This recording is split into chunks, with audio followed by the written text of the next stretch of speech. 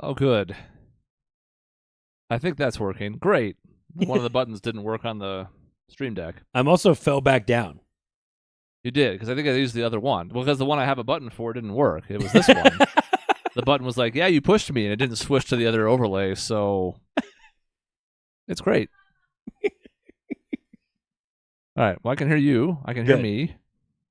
Well, you're on a microphone that works this week, so that's good. Yeah, and I replaced the one in the middle. That's a new whole thing there. If you watched our NBA videos, and none of you did, then you would have seen that was dying. So after all the problems we had with the internet last week, then the microphone went out, and I was pretty mad, I got to be honest. Just me and Cody this week. If you're the video side, you see that already. If you're on the audio side, well, you've probably noticed that Sean didn't derail our intro for the first, 14 seconds, but...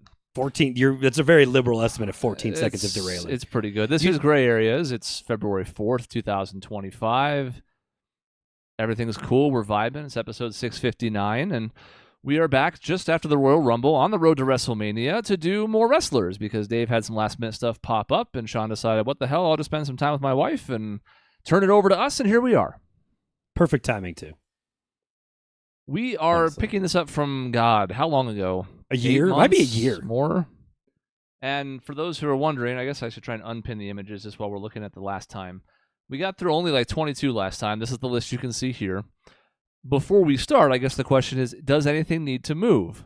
I was looking at that before we started, and... I don't think so. I don't think so. You could argue that Hogan could take a step or two back based on how he got mercilessly booed upon his return on the Netflix first episode. But I feel like there's the Hogan ranking, because we got pushed back on where he landed last time anyway.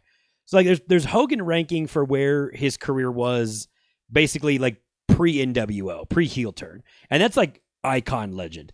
Then there's slipping down with taking over the WCW with the NWO and starting to tank that company. Mm-hmm. And then the whole TNA part. And then the fact not great. And the fact that everybody else hates him now. So he's only really hurt himself from his peak. He hasn't even been able to sustain a level. It's just down over and over again. But I can't, who would I move him below? Can I move him below Andre despite the fact that I think he has to be right where he is? Yeah, no, he's fine just where he is. It's just, it's interesting how his legacy is aging so poorly in an industry where Ric Flair also exists. And somehow Hogan manages to tank his legacy in the end of his career more than anybody else. You could argue about Roman moving up a step or two, but I think he's fine where he is for now.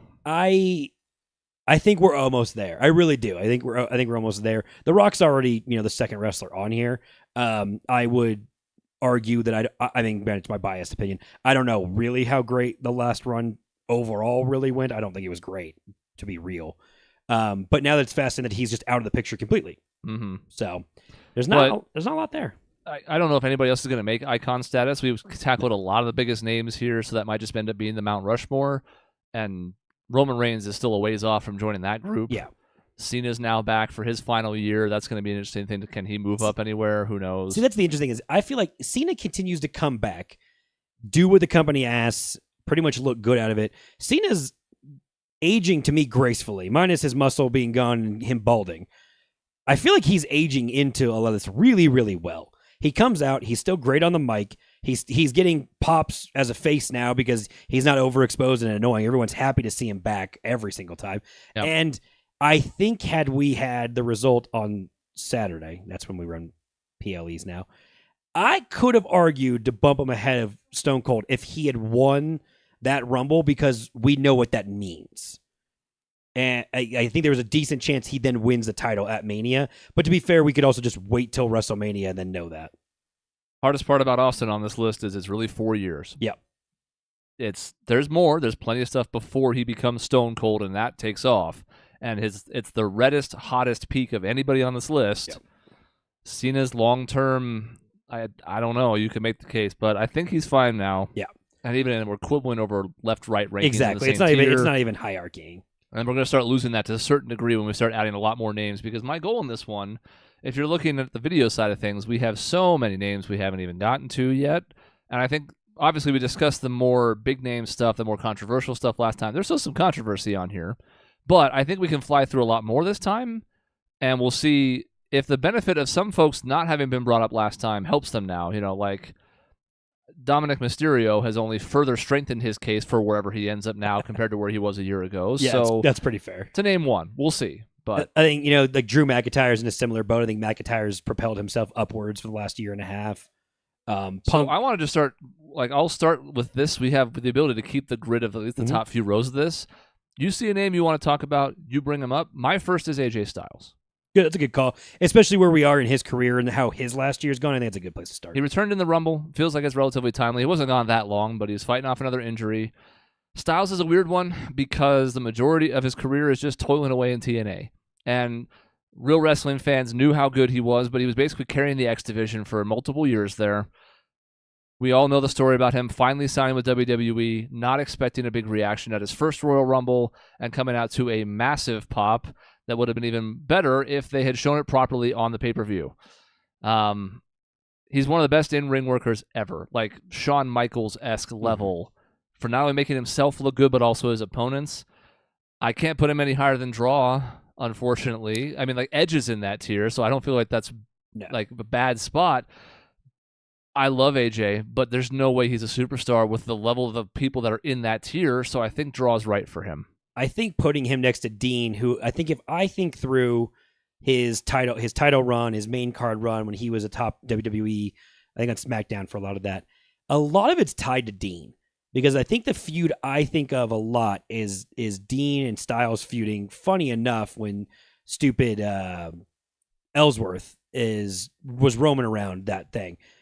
They had an incredible, if I remember right, ladder match. And maybe it's not as good as if I watched it back and I look back on it or whatever. But for some reason, that match is burned into my head. And that feud, maybe it's I was just in a run of watching consistently over and over again. But I think that those two are paired so weirdly close together in WWE because they work together a lot during Dean's end run with WWE and honestly Styles' peak. I mean, I don't know how many title runs Styles has, honestly, how many times he's won it and lost it or whatever, but I associate him so close with Dean for his run because that's a lot of what it was. It was a lot of tweener shit too. They weren't even really face and heel a whole lot of it. It was tweener this, tweener that, back and forth, and just cheer for whoever you want to cheer for. I'd like to petition to put, I keep forgetting which one where my mouse is supposed to be. I'd like to put Alberto Del Rio in inconsistent because jobber is kind of meant for people that are affectionately a jobber, I feel. That's sort of what the tier implies as well. And I don't know, Alberto Del Rio never drew a dime in any damn company he was ever in. I don't know what I put him above or below Vince, but that's a Royal Rumble winner. Okay. Yeah. His most famous thing in my head is getting cashed in on by Dolph Ziggler. Yeah, that's probably right. So people were excited about his reign ending and Dolph finally getting the title. And in light of this Royal Rumble victor, I keep seeing people bitching about who won and this and that. It's like the one comment I constantly see is, yeah, he can't be the worst in your opinion because Alberto Del Rio won the Royal Rumble. Yeah. Vince McMahon also won a Royal Rumble. It's true. You're right. They're paired together perfectly. Yeah. In terms of being creepy as well. At least it wasn't like they won a world title like somebody in WCW. I would like to tackle Batista. I'm going to open the floor to you to pick a couple here. But Batista, I think, is one of the few candidates remaining that's going to even pop up above Draw. Can we make a case for Batista in Superstar? A lot of that, I think, has to go to his acting career. I think part of why The Rock is such an icon is not just because of what he did in wrestling, but also because he transcended it in a way nobody else had before. Yeah. Batista obviously follows in those footsteps. That road gets paved by The Rock before, Cena himself, whomever else starts to get roles. But is he big enough? Because Macho Man sitting in Superstar is the bar to clear, and it's like, God, I don't know. I have a hard time. I mean, and I love Batista. I mean, probably more than the average person because I think we idealize his in-ring career, and I don't know if you watch it back. Everyone likes Batista now. He's fun. I mean, just in terms of a personality, I think a social standpoint, everyone likes him, what he stands for, a lot of those things. He's the best actor of the three main guys. I mean, I think that's pretty clear. I'm not even trying to take shots at Rock or Cena or anything like that. I just think he's pretty clearly the one who's succeeded in a diverse amount of roles as opposed to being kind of typecast over and over again. But I think all of our positive feelings about him now maybe overlook the sort of Brock Lesnar-esque of it's a handful of moves. A lot of the matches are kind of similar type of problem that he would have. I have him either before or after Edge. I probably had him behind Edge, honestly. I think that's probably. I'm a big Edge guy, and I like Batista quite a bit. One of the best entrances. Yeah, I mean, that's what I'm saying. There's the look, the entrance. It's kind of a shame. I mean, it's a shame. I think he'd probably be better. He's better on the mic now than he would have been back then. He's a good actor. So I mean, how much did he talk? I mean, when he's what did he start as? He was the security guy or the big for Devon when he was Preacher, right? That's what Batista's career started as, I think. I think so. And he doesn't say anything for a while. Then he's in Evolution or whatever. He doesn't say a whole lot. Like, it took him a while to be an on the mic type of guy, and the look and the entrance were a big part of his presentation until the whole thumbs down thing, and then we start to get a little bit better. Yeah, the old electric chair drop. Yeah, I think he's fine where he is next to Edge. I want to take a couple more names, and I'm going to turn the floor to you. Brock Lesnar's one we'll have to get to, but not just yet. I want to take a few names and put them in mid-card, because I don't mean mid-card as disrespect. In this list in particular, mid-card's kind of like, hey, you still had a notable footnote in wrestling history. What it looks like you're doing so far is taking guys who are really good wrestlers who never got packaged the correct way to break out in any meaningful way. So the three here that I think are easy, and you can obviously fight me on them, it's fine, is I have Braun Breaker and over. It's early for him, but it's clear they see him as a star. Having the Steiner lineage is working. His moment in the Rumble with I Show Speed is going to be one of the most viral things in wrestling of the last few years because he's just a train wreck on his spear. I think he belongs in the bottom of over. I'm pretty much with, because he's gonna. It's again, you're kind of getting ahead of yourself because he's gonna get there. It's so abundantly clear. There's not really much standing in his way. I really wish he just had Steiner in his name. I'm bummed out we've gone with Braun Breaker, and while acknowledging the Steiner lineage, thank God they're doing that, and we're not hiding it like we kind of were in NXT. Yeah. But the one thing I think I took away from the Rumble, and I watched it over and over and again, I respect I Show Speed for just taking that hit. Breaker's spear is the best since Prime Goldberg, right? He is getting such velocity. He's angling down into people. It's not just like hitting them square or like kind of lifting them up a little bit. He is elevating with so much momentum and spearing down into them that it looks so much better than anything Reigns is doing when he does the spear and things like that. And it's just, he's so gifted with how fast he is and how quick he gets up the ropes, top rope shit. It's like there's not really a whole lot like him athlete wise, and I actually think character wise he's been pretty entertaining on the main card. I was kind of doubting that, and I've been pretty impressed so far. And he's not a bad promo either. Yeah, it's early, so obviously this could end up looking like, if we're talking summation of work, this looks odd, but to me he's a sensation in a way that some others on this list have either only been for a short time. Like Braun, if you caught Braun at the peak a few years ago, you might have made the case for him to be one tier higher. Cesaro, if they had ever actually embraced him when the whole Cesaro section was really over, could have made that level. Chad Gable, I put in mid-card as well for the audio listeners, because I think like he deserves that just because he's been relegated to a spot where he could have been a joke, but we know he can go in the ring, and he's also getting some good character work now. So I want to reward these guys for showing what they can do despite not being the typical person. Now, Braun Breaker's a prototypical Vince McMahon, like, dream child, right? But because of his athleticism, his size, his look. I think these three are fine for now because inconsistent's like the bottom tier for me, and they don't belong there. Yeah, they don't. I mean, I would argue Gable's one of the better guys to go in the ring in general. He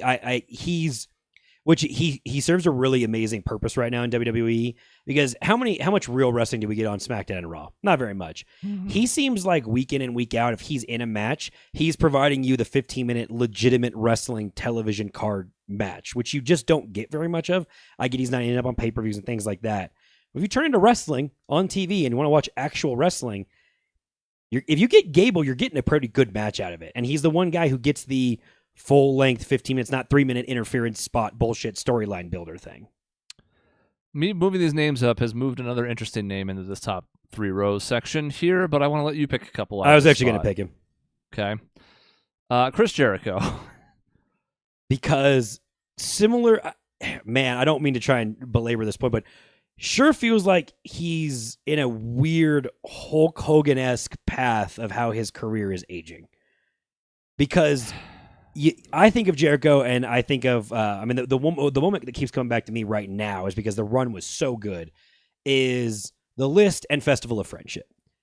His character work with Owens just unbelievably unmatched. I honestly think we've had a lot of high points. That was a pretty big high point in terms of comedy and actual storyline that we've produced in the last decade and a half. I'm not going to say it's like perfect and amazing, but it was pretty good. And granted, you got two pretty good performers in general to be putting that together.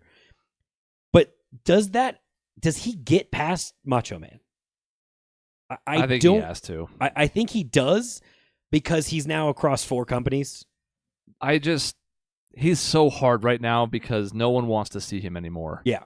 Because he's too prominent. It made sense at the beginning of AEW because they needed that star power. He was a perfect first champion for them.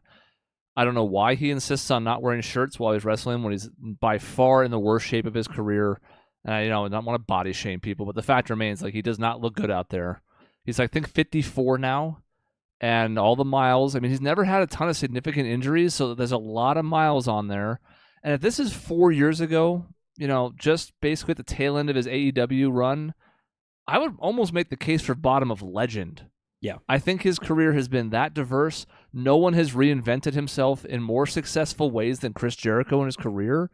He's one of the best in-ring performers. His promo work is almost unparalleled. Like, he's the damn complete package. But boy, has some of the shine come off the last 2 or 3 years. It's amazing when you think back because, honestly, some of my first wrestling exposure is Jericho and Mysterio. It's WCW cruiserweight shit. It's the Jericho having the 1,000 holds list and shit like that. And it is such a good blend of comedy and actual good skilled in-ring work. And while you mentioned that he's reinvented himself in terms of some of the moveset, character work, nicknames and shit like that, unfortunately, where he originally was as a wrestler is a cruiserweight champion, and he's a pretty fun, electrifying guy. Even if he was obviously not the high flyer luchador type, that WCW had fun doing that over and over again. White guys versus luchadors and cruiserweight constantly, and that's what I'm saying. I'm at a loss for where I think he should be, if I'm being real honest. Yeah, and I knew he was going to be one that was going to be weird when he eventually popped up because I'm looking at the superstar tier and I'm trying to figure out even where within that I would put him, and I'm not 100% sure. I mean, he was underutilized in WCW like a lot of young talent was because of the Hogans of the world that we talked about already. And yet when he debuts in WWF, he's a big deal. They present him he's interrupting The Rock. This is peak The Rock. And he interrupts him and goes toe-to-toe with him in a promo that's one of the best of all time, and only goes up from there. First undisputed champion. He comes back with the whole break the code thing, and that's a huge deal. Again, you already mentioned Festival of Friendship, List, etc. I don't know if I care so much for the Ocho and the Nueve and the modern day stuff, but like, this is where you decide, like, are you valuing peak more than overall average? I mean, his overall average is really good for 20 years, but then the last couple of years, I almost want to put him like right ahead of Hogan. I had him in somewhere slotted between Hogan, Andre, and Dusty. I had him somewhere around there. I think he's probably got to go above Dusty. He's probably got to go above Andre. So it's funny. You run into the conundrum of he got pushed down and wasn't. I mean, he's just stuck idle in WCW for a while with the Hogan and all that type of shit. I kind of just want to dump him ahead of Hogan on principle, which is just super bias. But I probably can't go ahead of Orton or Rollins. Yeah, I don't think I can either, just because of where he's fallen now, which is tough because, again, 4 years ago, he's behind Roman Reigns for me, and I don't really think that hard about it. I mean, you bring up that debut. When the internet wasn't as big of a thing, things couldn't be spoiled as much. I remember watching his debut, and it's kind of clear where we were going. You kind of could figure out between the lines of who was probably going to debut based on the clock and the countdowns and all that. And then it exceeded every expectation you possibly could have had of him coming into that company when you're like, was he even on that level in WCW? And the WWFE, whatever, saw it right away of like, no, he's going to come in high, lower, mid, high card, whatever, basically right away. They weren't going to dick around with where we want to sign him. And it was, no, we're going to sign this guy and we're going to push him immediately. Yeah. And he deserved it. He deserved it for sure. What a weird one. I could still move this around. Like, I could do this, and I'd still be like, I know the last couple of years have been bad, but, and I also feel like you could put him down. I was going to say, I could also pair him very closely with Edge, I think, as well. God, at his best, and he's just, It's so good. He's one of the he really does have it. I mean, I would genuinely look forward to a really long documentary about his career and his life because it's weird. His dad being an NHL player, he's in a fucking metal band. He's in 4 or 5 different fucking companies wrestling. It's just, he's one of the most eclectic, weird guys, and also the most carny, typical wrestler guys we've ever seen. His cruise has been successful. Yeah.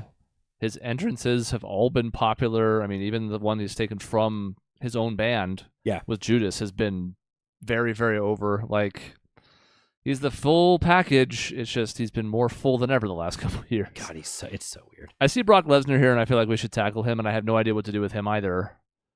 We don't even necessarily know what involvement he's got with the things with Vince McMahon. We know he's been formally named in one of the suits, but there's nothing against him yet formally as far as things that really like undermine his entire career. So I think for now we sort of have to just rank him on his own merit, but there is that whisper in the background where you're like, I don't know for sure. So you say it's a whisper, and I'm not trying to equate a shitty personality with all that, but then you hear every single thing of like, he's just an asshole. He's miserable to be around for the most part. He goes into business for himself constantly, and yet somehow like Reigns and Rollins have pulled pretty solid matches. And again, when Brock's motivated and wants to and gives a shit, he can put on a pretty decent show. It's not really my thing. I've never really enjoyed a lot of his matches, and we're just going to do spam finishers back and forth. But again, people bitched about NXT spam and finishers with Cole and Gargano and Ciampa and all that type of stuff.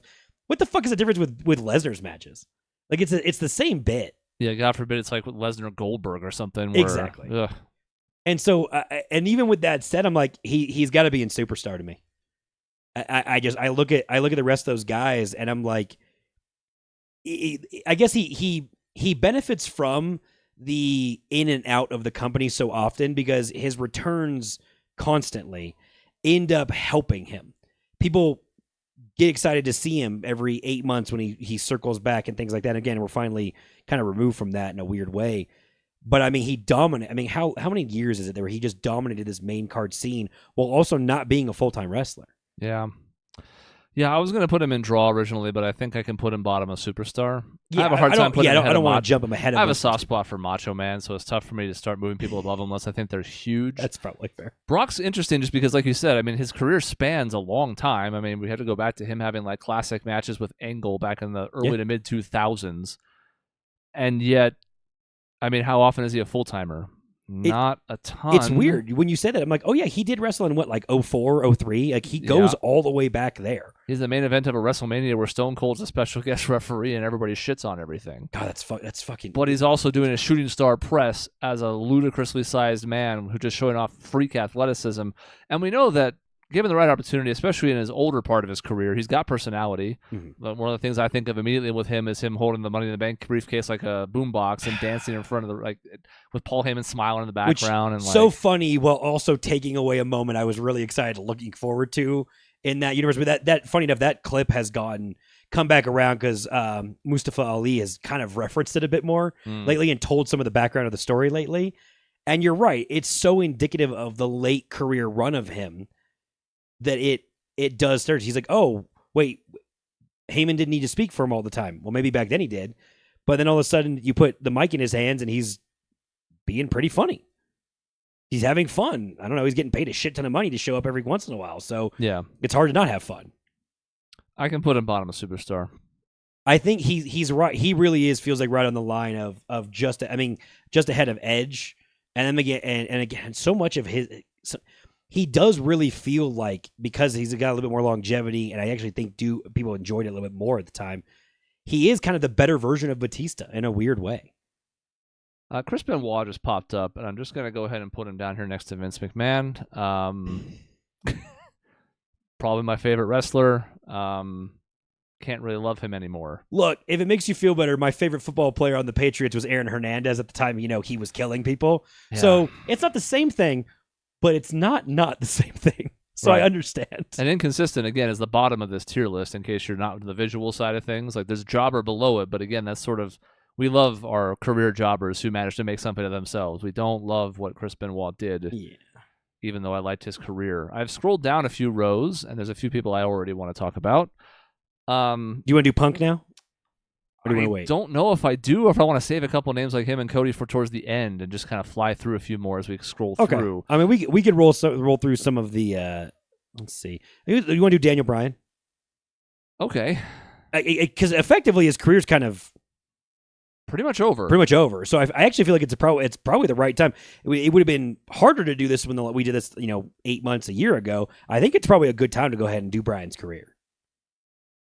Ah, God, I haven't really thought about much what I want to do with him. So I tell you what, while I think about it, let's sidestep and go Diamond Dallas Page. Okay. Who I think is too good to be an over and has to be in draw. He's the epitome of draw. I don't think I can even put him very high up in that section. He's not on Edge and Batista's level, certainly. But despite the fact that he never really got a chance to shine, I mean, this man becomes world champ for the first time in WCW when he's already in his 40s. Yeah. But, man, there was just something so cool about him. And I know, the RKO is derivative of the Diamond Cutter, which is derivative of the Ace Cutter. So neither one of them really gets to claim that move. But the Diamond Cutter was so fucking cool back in the day. And, some of the ones he was doing, like the one with Guerrero, where he has him in like a over-the-shoulder press and spins him into a Diamond Cutter, shit like that. And I don't know. He is...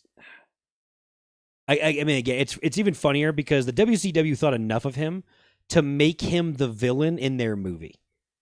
Like in Ready to Rumble, which, starts to kill WCW given Arquette's involvement, DDP is the bad guy. Which, by the way, how fucking often was DDP a bad guy? Not very, and there was one notable run when he first showed up in WWF where he was like the stalker going after the Undertaker. But... That's creepy.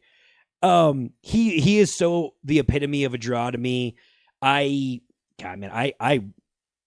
Given that I think he's, again, kind of similar to Jericho, a guy who helped get me into wrestling because he was fun to watch, he's charismatic, and he doesn't look like you would expect kind of a wrestler.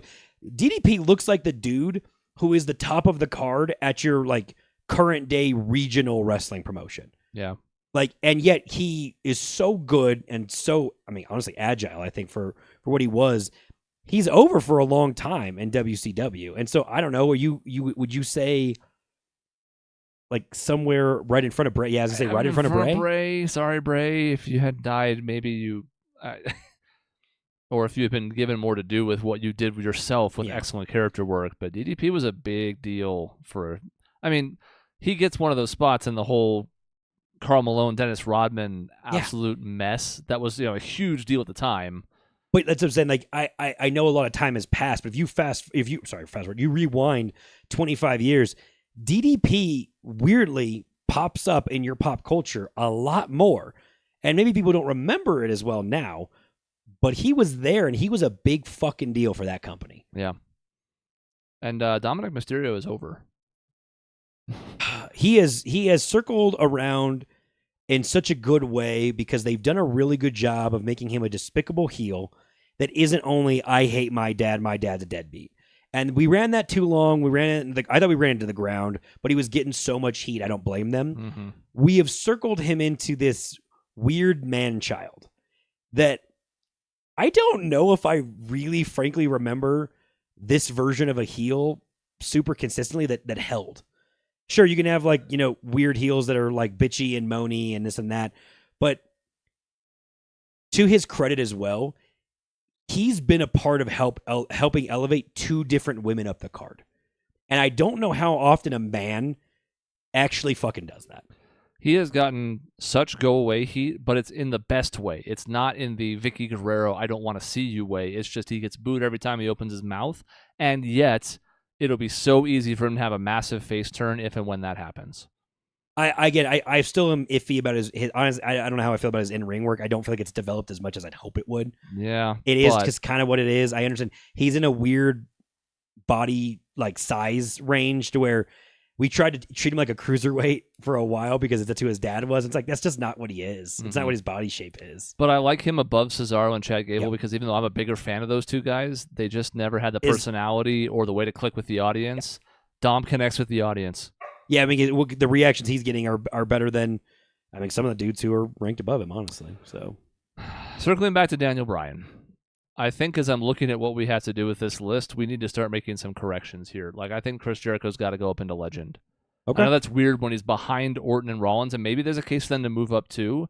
But I think if the bar is set here for Superstar, no one else is getting in Legend. And I don't mind Icon being the 4 that it is and staying there. But this tier list is going to get way too middle heavy if we don't start correcting now. I suppose you're kind of right, because you look at, I mean, we're another year into Rollins' career, where Rollins is the epitome of a company man, as he just took a pin from Punk. Again, like, to be clear, I'm fine with moving all 3. Oh no, I'm good. That's what I'm saying.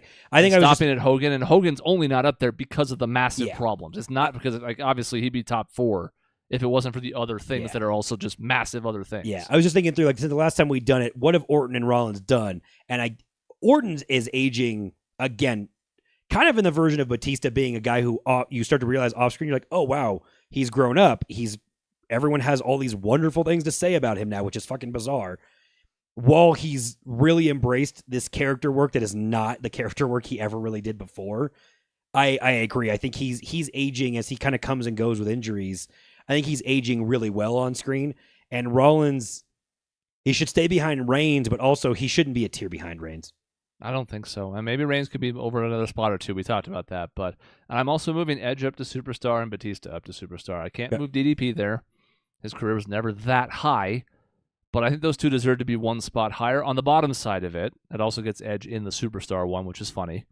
Because he's the rated R. Much like getting Orton in the Legend tier, which means he has to kill himself. I think the most effective thing you did is you basically got guys who had multiple runs with the belt into Superstar, because they were trusted by a company to be the guy, especially when we only had 1 belt, not 2. Yeah. And I think that probably counts for a lot.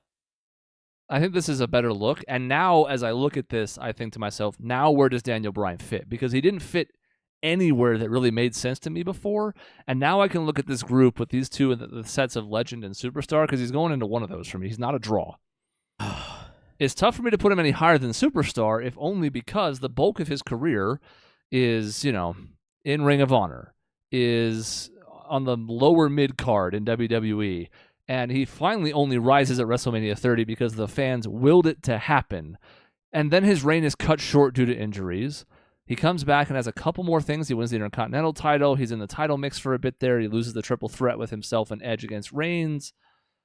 He becomes AEW champion for a short stint there. He's one of maybe the best in-ring performer ever. And that's an interesting thing to say in a list that has guys like Shawn Michaels in it.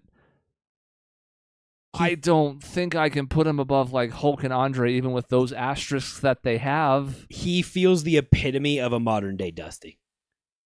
Just in so many ways. Now, his character work is his character work. Also, to his credit, everything you just said about him also led him to holding a belt and then custom made a green whatever belt, eco-friendly belt. Belt. Thank you.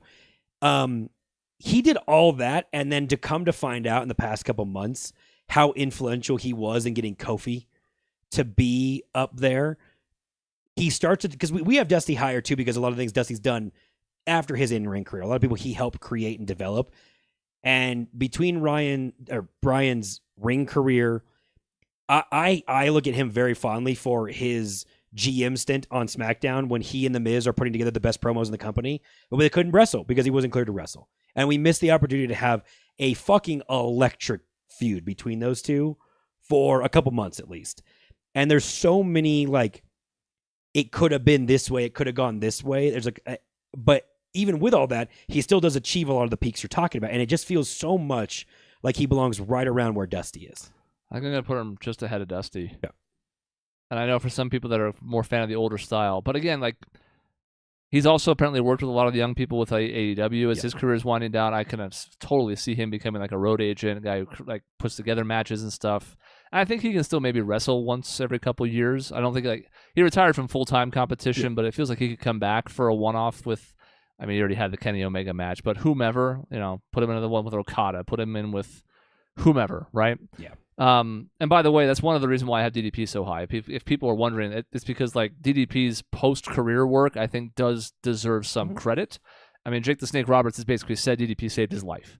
So I think that stuff like you mentioned with Dusty, I think that stuff matters. If it's going to punish Hulk and the like for shit they've done that's made them look bad, I think it's also fair to reward folks like Dusty who no one has a bad thing to say about. But I mean, but all that comprises the wrestling industry. This doesn't have to just be how popular were you on TV. Because if we do it that way, I'm sorry, we would drop Andre down further. Wrestling's never been more popular. Netflix paid billions of dollars for the guys that are there now. I understand that back then the money in the TV wasn't the same way, but wrestling is, no matter how much people say, oh, it was better in the back in the cheesy, carny type of days, it is so mainstream and popular now because a lot of the work that a lot of those guys have done. And I'm not saying that doesn't mean Andre and Hulk didn't help that while their ring careers were going. But, like, I don't know, is fucking wrestling as big as it is if it's for John Cena? Like, I mean, really. The man deserves an immense amount. The Rock is the same way. They deserve a lot of credit for bringing outside people into wrestling because of the shit they did out and around wrestling. Yep. So, Eddie Guerrero caught my eye. I think I'm going to get to him next. I want to put Drew McIntyre at the bottom of Draw. Sure. I think he's earned that at this point because of the excellent character work he's done since he came back, and I can have him no higher than AJ Styles because his career hasn't been as good. But I don't think he belongs in Over, even though he is, and it could fit there. I think he's actually good enough, and has held enough titles in a different set of promotions that I think he belongs in the bottom of Draw. Yeah, I mean, again, because you're with, I mean, than DDP, and he's a different category since he's not as different modern day than those guys. So many of those guys are 1 to 2 time stint champs. They have a really big moment. It doesn't last more than a year or two, honestly.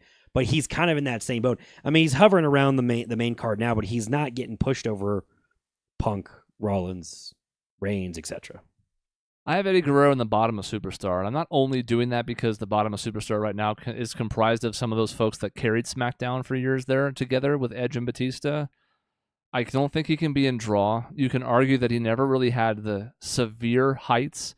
He obviously has a WrestleMania 20 moment with He Who Shall Not Be Named that would have been really, really saccharine sweet if it wasn't for, that one guy we can't name being an absolute fucking asshole, which is such a shame because that's such a good moment. Yep. So I think bottom of Superstar makes sense. Like, is he higher than Brock Lesnar? I love Eddie's in-ring work. His character stuff is second to none. Faking out, like getting hit with the title and flopping around on the ground and cheating every way he could. He is awesome, and he's one of my favorites. Does his career heights match Randy Savage or Brock Lesnar? I don't think so. But I think that does him justice for a lot of the influence he has. I mean, you just said a handful of them. How many weird Weasley little heel things did he originate that carried on for years after that? Mm-hmm. I mean, he's the one that's the chair thing, right? You toss the chair to someone and you act like you got hit. Right, you hit it on the mat, so you hear the sound, throw it to them, flop over. I mean, maybe someone did it before and I missed it and all that, but that's just a tiny little bit of, holy shit, this man was a pretty big genius when it came to the way to do really weaselly heel tactics that you can't help but be like, fuck, man, that was brilliant. And it starts to feel a little bit before his time where you're like, man, the heels are starting to make some pretty good points that just go too far. And I mean, Eddie was pretty Weasley about stuff, but you're like, damn, I hate him, but I respect it so much. Edge is really similar in that sense. I want to say it was his heel work, to be fair. I think it's nice to have him in that tier, even if it's the bottom of it. And if he hasn't killed himself, sky's the limit. He could be in that Bret Hart-ish kind of range, where if he goes another 5, 10, 15 years and he continues what he was doing, who knows? And all I know is, being the Benoit fan that I was, the tribute show they did for Guerrero told us everything we needed to know about the slow descent of Chris Benoit. Yeah. Because that was like the toughest man you've ever seen, and he was bawling in the tribute episode for Eddie Guerrero because that was the one guy he found a kinship with on the road that he felt like could understand him. Damn. Yeah. Doesn't excuse what he did, but as I look back, I totally understand it because the man was already sort of in his own head. God knows about the steroids, and obviously we know the diving headbutt was a CTE fucking nightmare. Yeah. Yeah. So Guerrero had a significant impact on a lot of other wrestlers. Ray was super choked up talking about him. A lot of people were. They also choked up about Benoit because they did that tribute show right after it happened. They didn't have the full picture yet, and boy, is that an awkward watch on YouTube. But speaking of, I mean, the fact that we've got, I mean, is Mysterio on there? I just wasn't wondering. He'll be down there, yeah. Yes, we'll get to him later, but I want to grab a couple other folks while we're here. Dean Malenko, I think, is the epitome of the bottom of mid-card. Because he's past version of Gable. Kind of, yeah. Like, good in-ring guy, no personality whatsoever, some success with the Horsemen, deserves to not be an inconsistent, but he's like the very bottom. He was never a big deal. Yeah, I mean, maybe he's the epitome of Cesaro, even though Cesaro, as we know off camera, has a lot more better personality as well. They didn't harness it as much as they should. Malenko is just a blank slate of nothingness. I remember watching him because, again, I think he feuded with Jericho off and on WCW, and I'm like, yeah, Jericho's way cooler than Malenko, but then they also put on great matches together. Yeah, so. Excellent in-ring technician, one of the best. Dolph Ziggler, I don't think I need to talk about a ton. My question is basically bottom of over or top of mid-card? Because he's had moments of both. Man, he was TNA's champion until Joe Hendry finally dethroned him. Man, I have such a soft spot for Ziggler because I think he is such a incredibly fun wrestler who I just feel like he's got to be under over. I'll put him under Luke Harper then. I'm a Ziggler fan too. I don't think his promo work is very good. No, he's not. Which is weird because he has good personality. He's done stand-up. He can talk. It feels like maybe it was just the work he was given or whatever. Felt like he never connected. But as an in-ring performer, I mean, he sells like nobody else. Yeah. And only like Peak didn't give a fuck Shawn Michaels sells as well as Dolph Ziggler does. So I think I'm fine with him being behind Harper. Again, it's no matter how overexposed or annoyed you got with him or, again, how whiny he sounded in seemingly every freaking promo, the man just is entertaining to watch in the ring if you remove a lot of that. And again, that only counts for a little bit, but I think it counts for enough to get him into that over spot. I've scrolled and revealed new tiers of wrestlers, and the one that pops out to me immediately is Goldberg. Is Goldberg higher than Draw? And yes, I know people who watched in the 90s are like, what are you talking about? There was no bigger phenomenon until Stone Cold and The Rock went crazy, basically. I refuse to put Goldberg above Lesnar. So yeah, you can't. His career doesn't have the same heights and the same longevity. It's the same shit. It's the same shtick. It's the same idea. But again, I get where we're going with the Goldberg and the phenomenon thing and all that. A dying company decided to create an inflated fake win streak. You built a man's identity around a win streak of a fake win-loss record.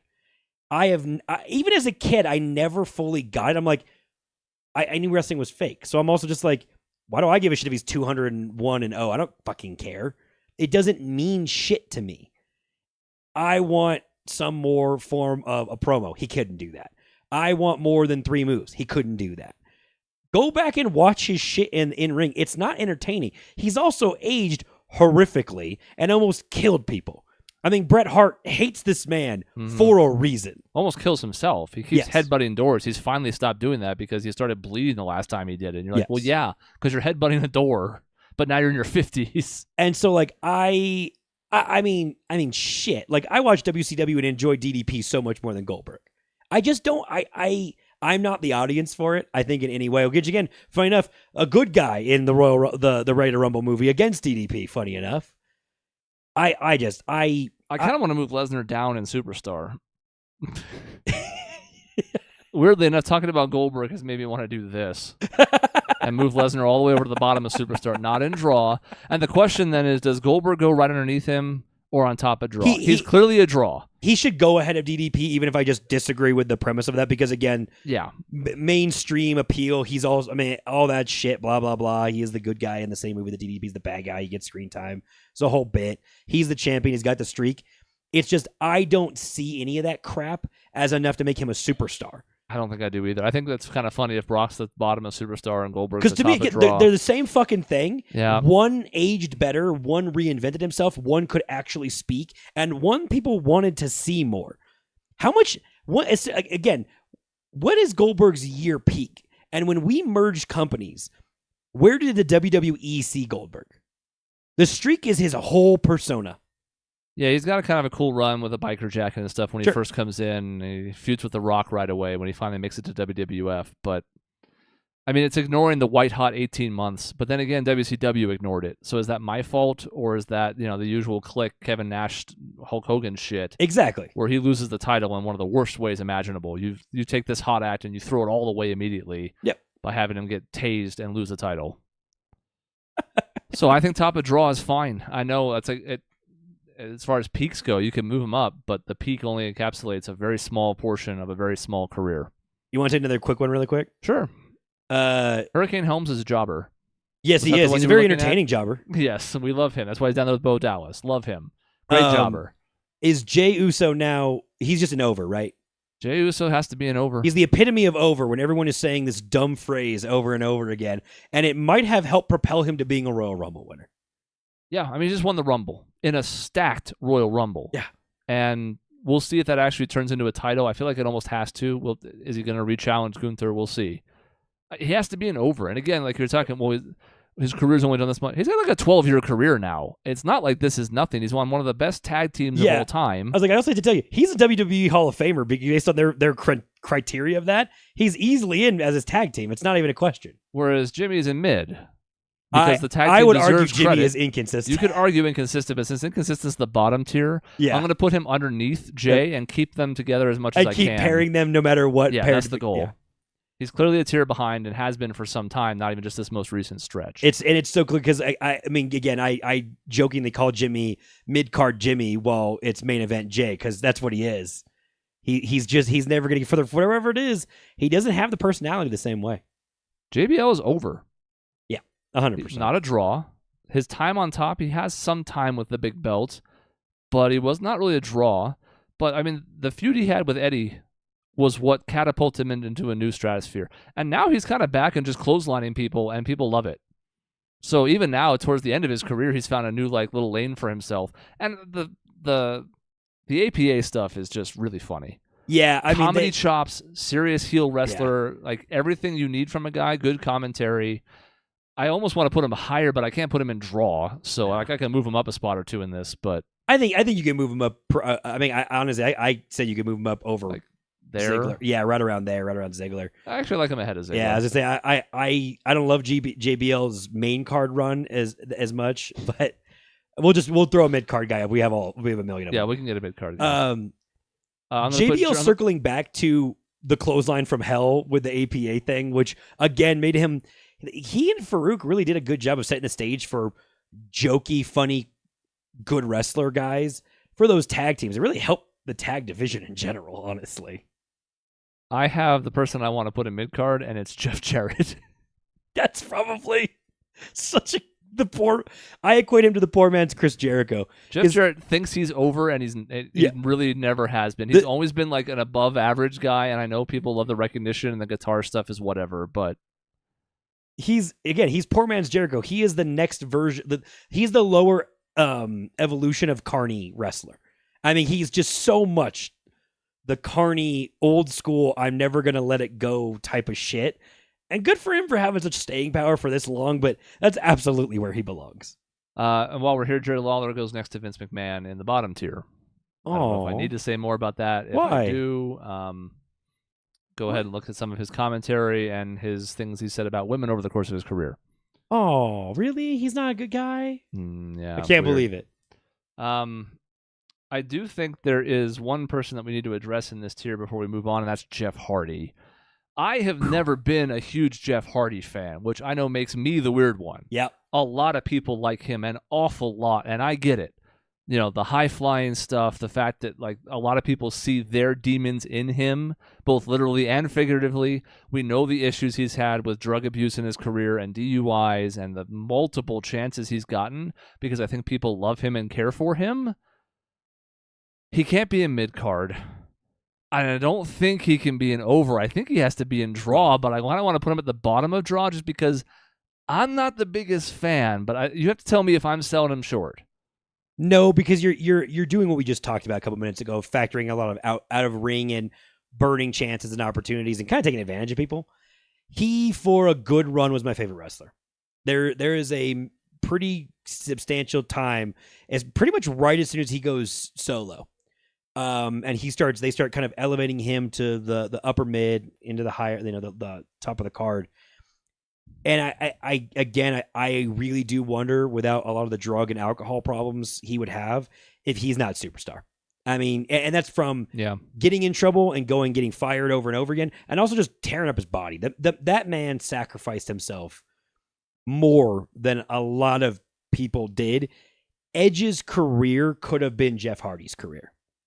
Not necessarily heel way and all that, but they're coming up. back and forth. They're tied together for years. For between Gangrel and then TLC shit.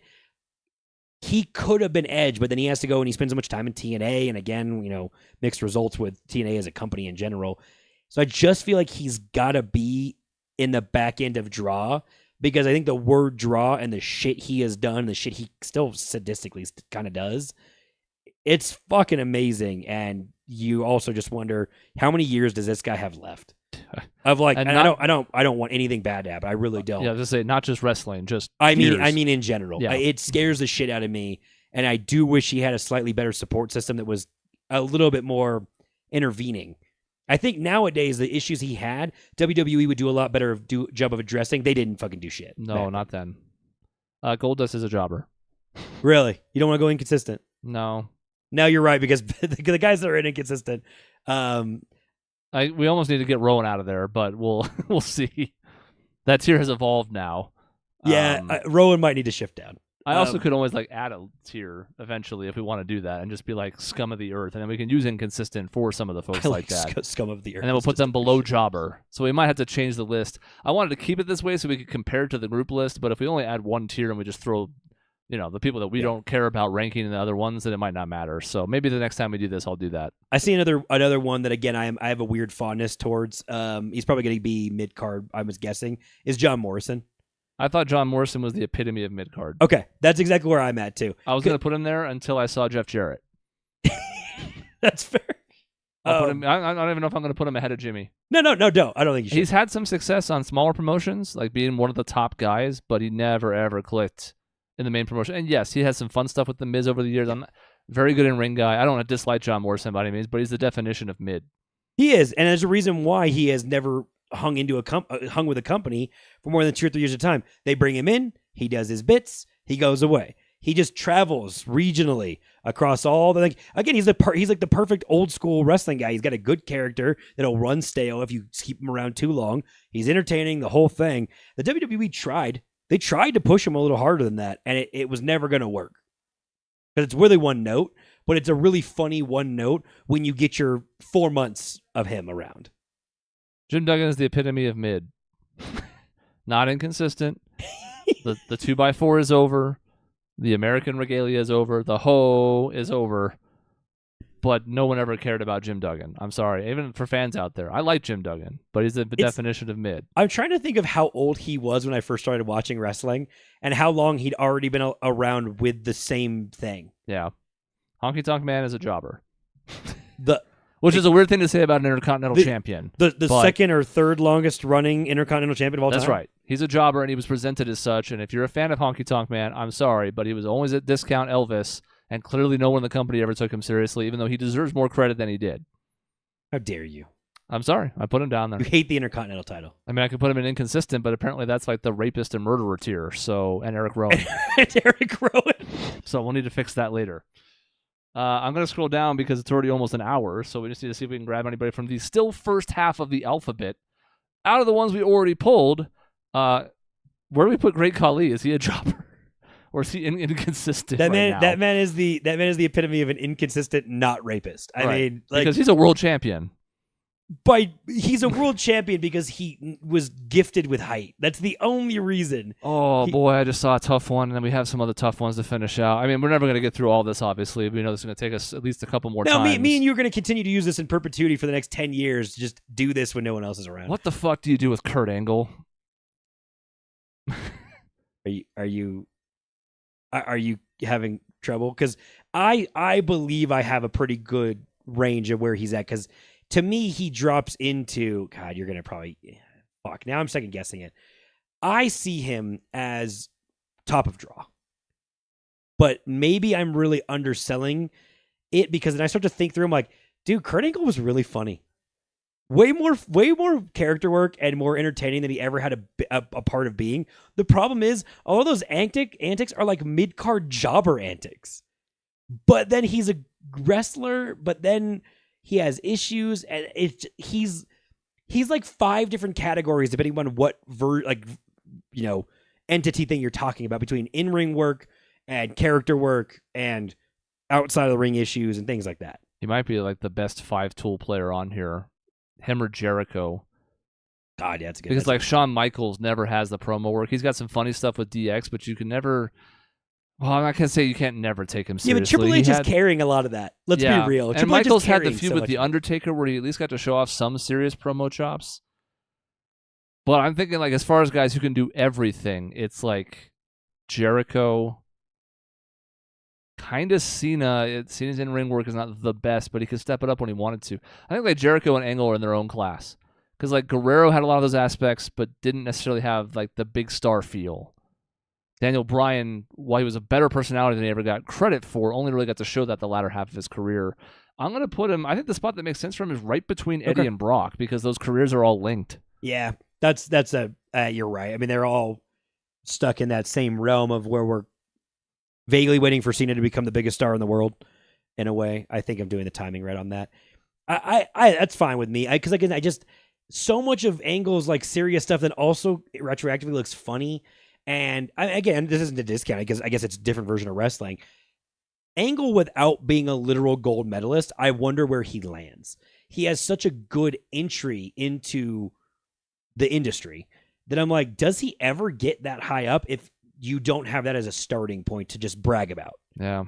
But he did it, and it's a real thing. It's not even like a made up thing, like they made up a gold medalist. He literally was. So that's probably fair. I probably undersell him a little bit.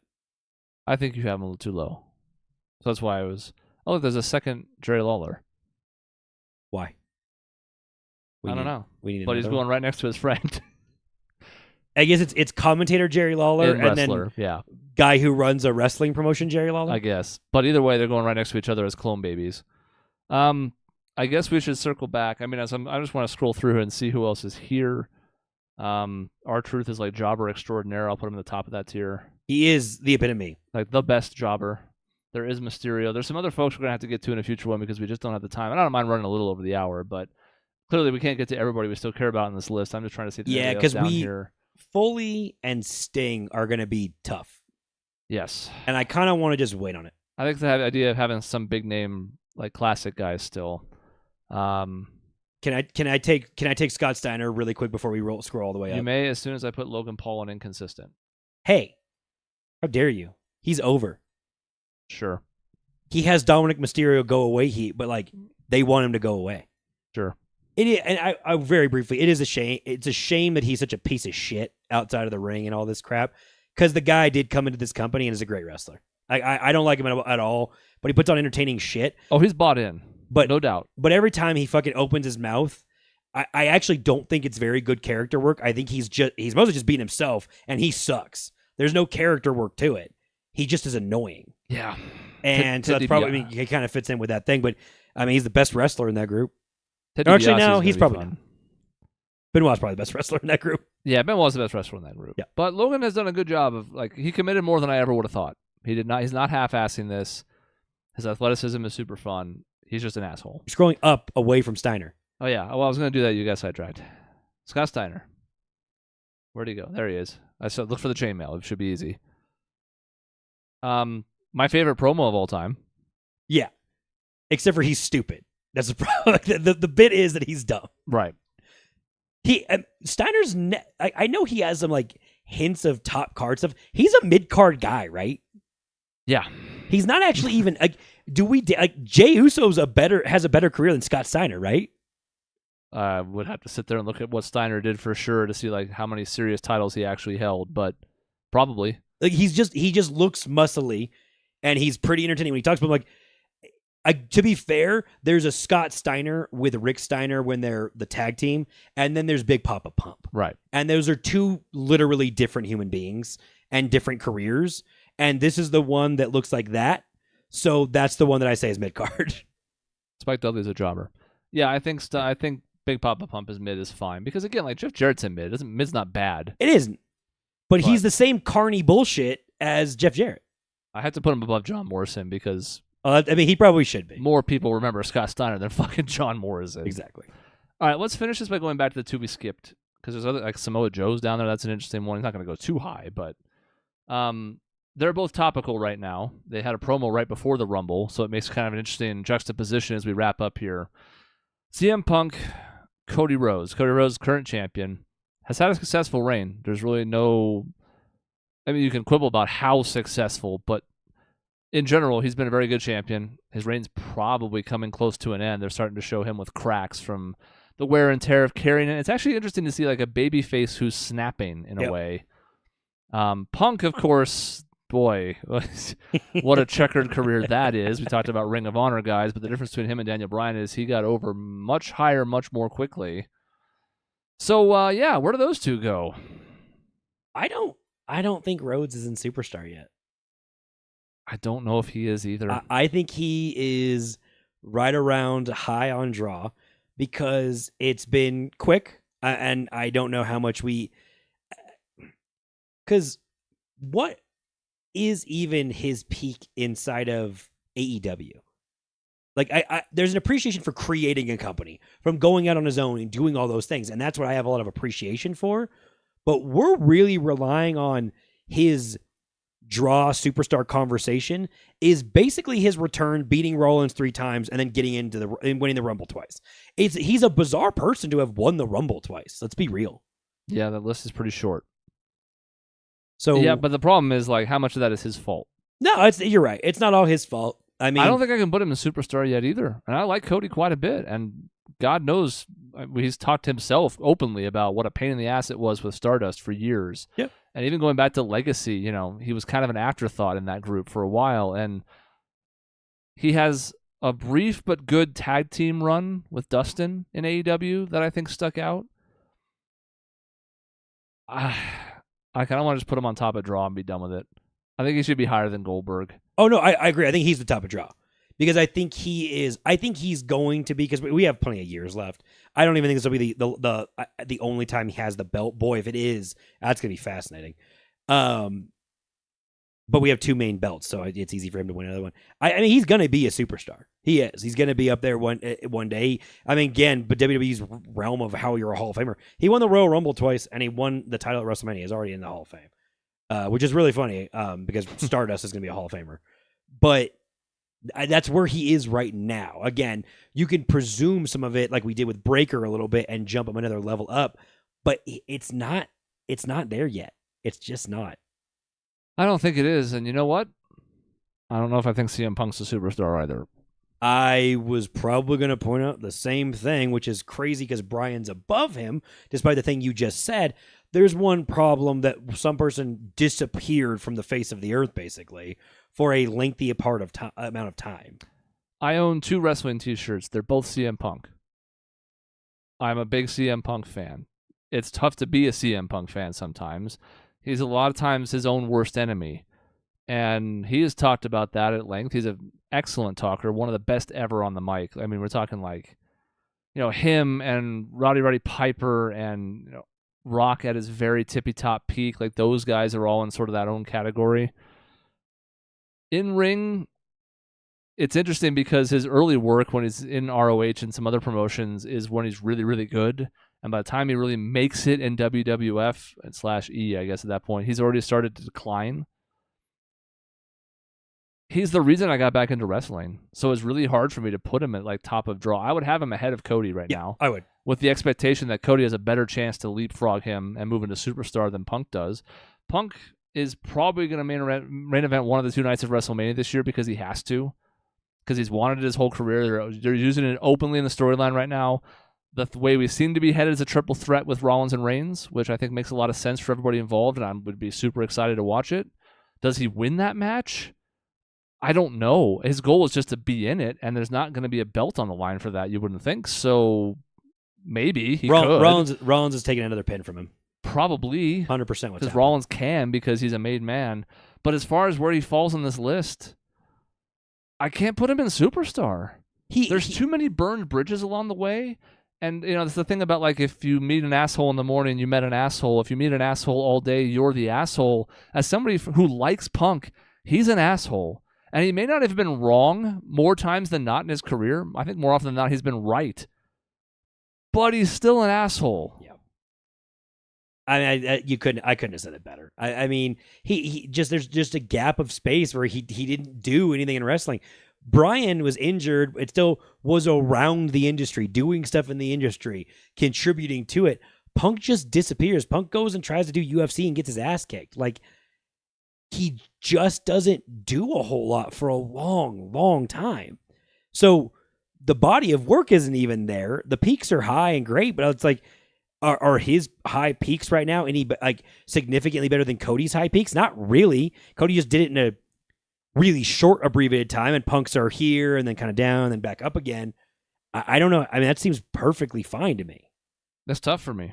I'd love to put him higher based on personal bias, but I don't know, because even the summer of Punk ended up being kind of a waste, which sucks. I mean, when it was at its highest with Cena and walking out with the belt and all that jazz, it was great. And then his second feud after he comes back with this red hot momentum is with fucking Kevin Nash. Yeah. Why is Kevin Nash in all of these things in the late 90s or 2000s ruining everything? Like, God damn it. Well, I mean, we'll get to that. We'll get to him.